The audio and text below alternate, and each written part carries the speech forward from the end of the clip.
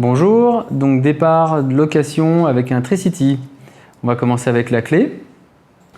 Donc l'empreinte qui se trouve ici permet de lever l'obturateur.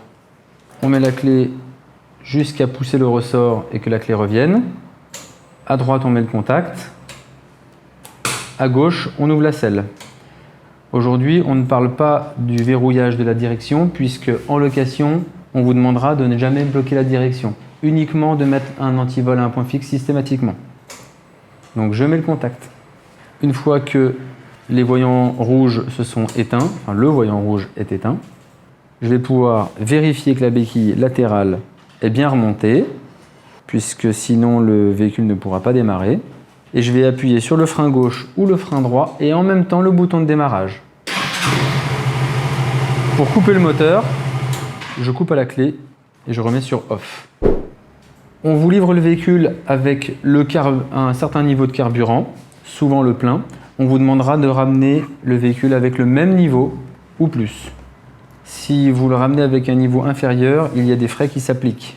Pour remettre du carburant, vous ouvrez la selle, vous enlevez le bouchon, vous mettez du 98 ou du 95 ou du 95-10, les trois sont miscibles. Lorsque le bouchon est correctement verrouillé, les flèches du bouchon regardent les flèches du capot en plastique. Une fois que le véhicule est en route, vous laissez tourner le moteur quelques instants, le temps de mettre votre casque et vos gants. Si jamais il fait très froid, vous laissez au moins une minute chauffer le moteur avant de partir, puis ensuite vous partez en roulant doucement. En été, vous allez faire chauffer au total le moteur à peu près 3 minutes, en hiver jusqu'à 6 minutes. Plus il fait froid, plus on fait chauffer longtemps. Le Tricity, malgré le fait qu'il ait 3 roues, c'est un véhicule qui va s'utiliser exactement de la même manière qu'un 2 roues. Donc quand vous roulez, vous devez imaginer que vous avez 2 roues. Vous oubliez la 3e. C'est très important. Sur ce véhicule, il n'y a pas de système de verrouillage du train avant. C'est les pieds qui permettent de tenir le véhicule. Sous la selle, vous trouverez la carte grise avec la partie assurance. Pour connaître le nom de l'assisteur, vous devez regarder le nom qui est affiché ici et rechercher sur le contrat le numéro de téléphone de l'assistance. Vous trouverez aussi un constat en cas d'accident et tous ces documents, vous devez les laisser dans la pochette sous la selle. Pour le stationner, toujours sur la béquille centrale plutôt que la béquille latérale puisque la latérale n'est pas très stable alors que la centrale tient bien le véhicule. Évitez de stocker des choses de valeur dans le top case ou sous la selle puisque ce sont des coffres qui sont faciles à ouvrir en stationnement. Privilégiez les emplacements de roues et si vous vous mettez sur le trottoir, pensez toujours à faire en sorte qu'une poussette double, donc côte à côte, puisse passer. Si vous n'avez pas cet espace, vous pouvez considérer que c'est abusif.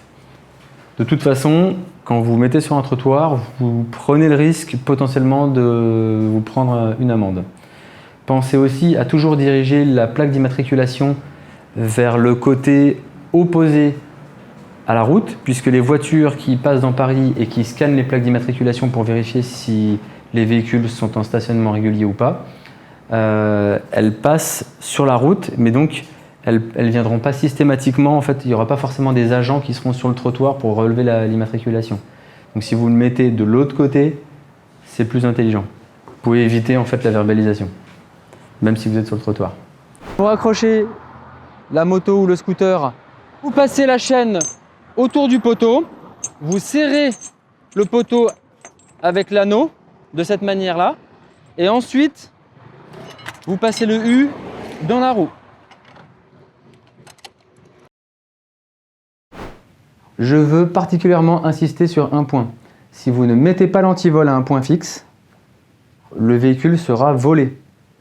Le Neyman ne sert à rien du tout. Donc pensez bien à mettre l'antivol sur un point fixe systématiquement, même quand vous êtes en stationnement pour quelques instants. Dès que vous n'êtes pas à côté du véhicule ou sur le véhicule, à côté dans un périmètre de 2 mètres, vous l'accrochez à un point fixe. Si jamais vous voulez prolonger ou réduire un contrat de location, téléphonez-nous d'abord, mais ne prolongez jamais une location sans notre accord. Si vous avez une difficulté pendant la location, vous avez un numéro qui vous permet de nous téléphoner 7 jours sur 7, de 10h à 22h, tous les jours. À bientôt.